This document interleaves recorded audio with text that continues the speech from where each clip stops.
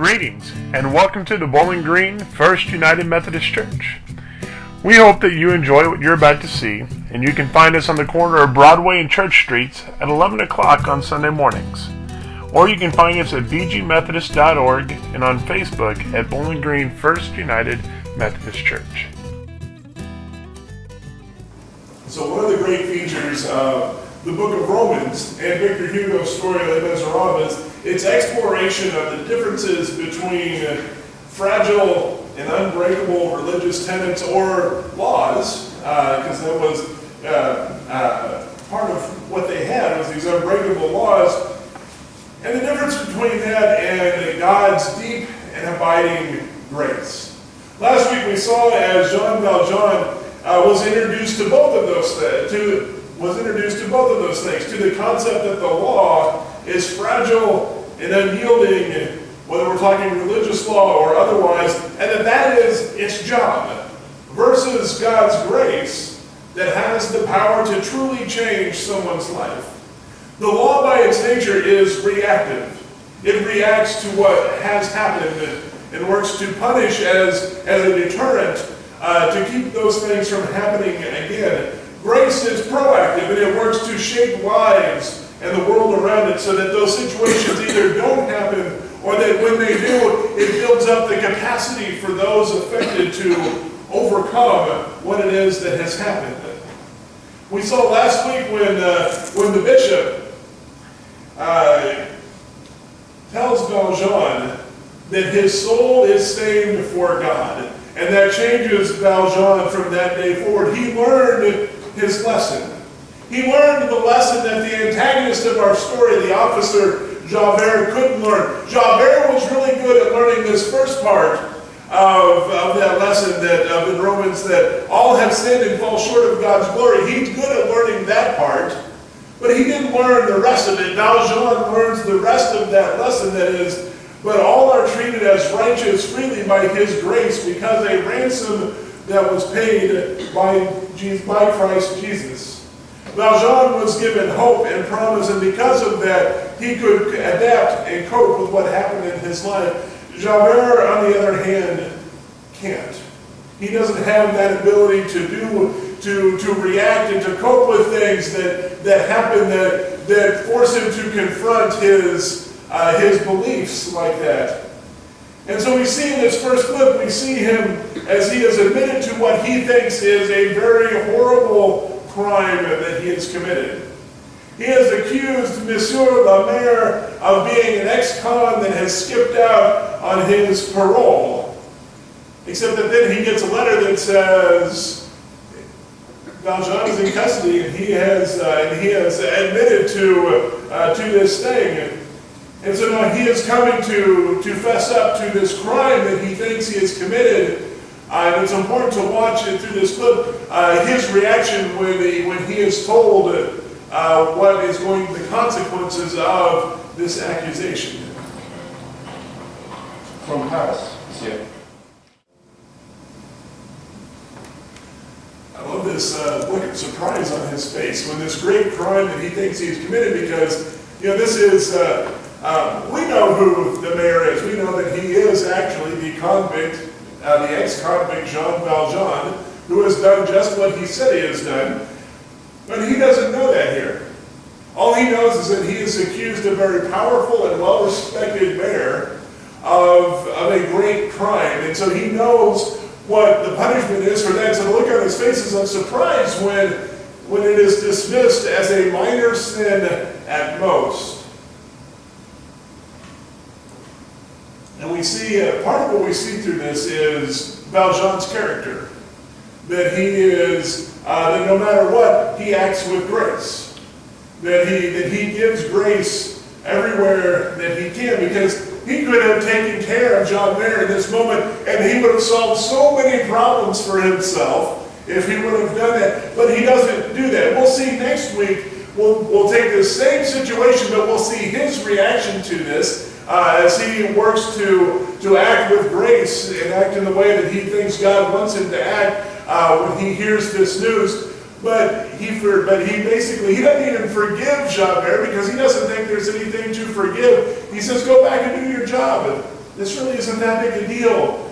And Javert struggles with how to deal with that, because he is not someone who is used to grace and to knowing what that is like, or to knowing what that feels like. Javert has placed his faith in the law so much so that, first part of our reading out of Romans, don't you know that the law has power over someone only as long as he or she lives? He literally, as we will see, will live or die by the law. If he breaks it, he dies. There is no grace, no hope, no promise, no love, only death. He thought that he was at the very least going to be out of the job, but he would be lucky if he stayed out of prison for the accusation that he made. But the trouble is, and this is why being rigid is so hard to do and maintain, is that life happens. And life is complicated, and it is messy, and it's not straightforward, and it comes out that Valjean is in fact the same guy that he just accused. That he was right all along, and where before Javert might have been changed by this minor act of forgiveness, now he doubles down on his faith in the law, because he carries this belief, as Paul describes in so many places in Romans. He says, when we were self-centered, the sinful passions aroused through the law were at work in all parts of our bodies, so we bore fruit for death. This is Javert's belief. He believes that he has been ordained to carry out the judgment of the law. And for him, he treats that like a religious task that has been set in front of him. And we see in this next clip the pedestal that he puts the law up on. And listen to what it is that he is saying and the terms he is using to describe his belief.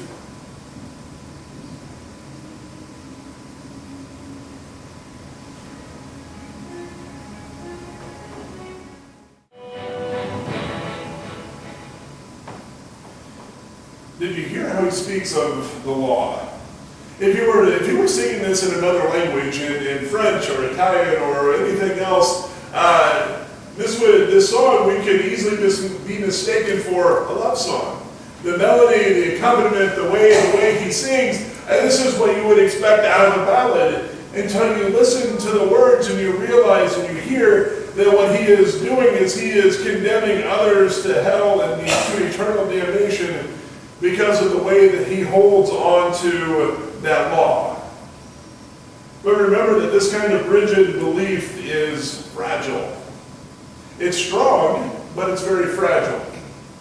At the end of the story, Javert is again confronted with a choice. A choice like so many of us have had to make in our life. It's, do you hold to this belief, or do you offer a moment of grace and compassion? And when faced with that choice, for once in his life, Javert offers a moment of grace, but he can't handle it, because remember, this is where he finds himself. That the consequences of what he does, just as Paul explains so often throughout the book of Romans, the consequences of this is death.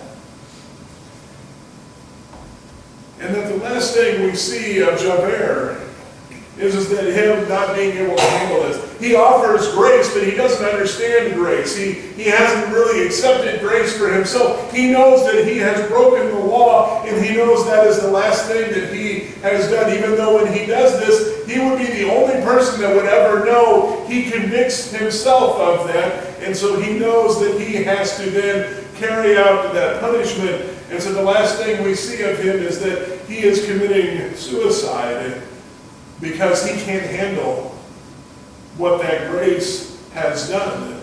Because he is holding so rigidly to that set of beliefs.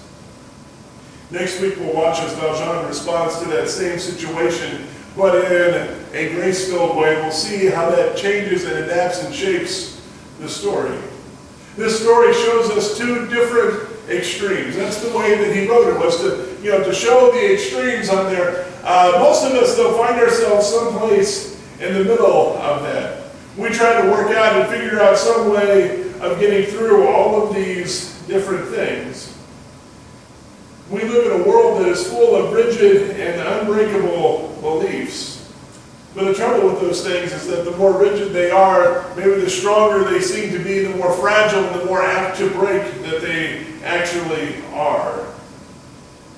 We would argue that the law must be upheld, but that there is also room for grace and compassion in the middle of that, because that's what actually adds true strength and true flexibility to what we believe. Take Valjean's situation for a moment. If someone stole a loaf of bread to feed a child that had nothing, we would say, well, there probably does need to be something that there doesn't need to be consequences for that. But maybe there would be compassion in the sentencing for that, because we understand the situation. Or from this last week when we were gone, one of the things that the kids learned in all this was that we do produce more than enough to feed all 7 billion plus people on the planet.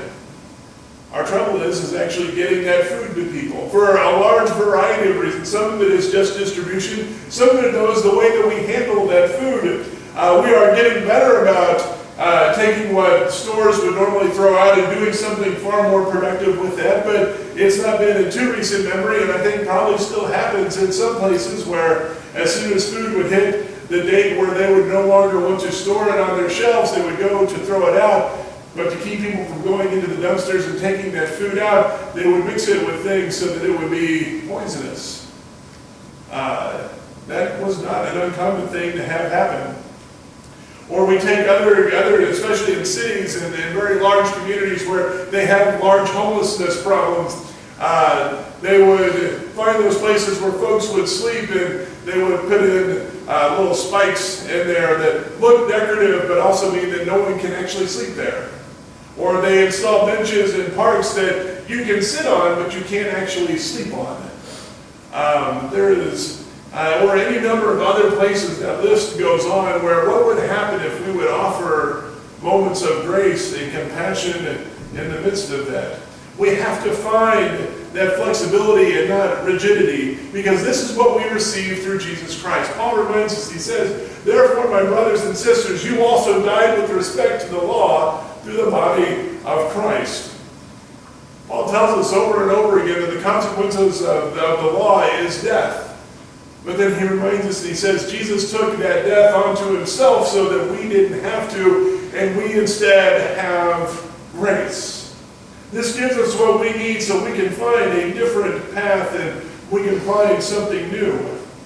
So that we can in turn then offer grace to someone else. Because now we have the freedom that comes from God's grace. Grace is not reactive, but it is proactive. It helps us to shape the world because of this. And now we have been released from the law. We have died with respect to the thing that controlled us. So we can be slaves in the new life under the Spirit, not in the old life under the written law. Ironically, Paul says we will live as slaves under the Spirit, but that is where we find the most of our freedom. That's where we find the most capacity we have to live and to cope with it, to deal with it, to be a part of this world that we are in, when it is a world, when we have accepted God's grace that comes through Jesus Christ. Now, there still is one big challenge to this, and that's what we'll look at next week. What happens when these things collide together? Because that's really where we faced our most of our challenges. What happens when the consequences of the law and our need to offer grace and compassion collide together? How then do we actually respond?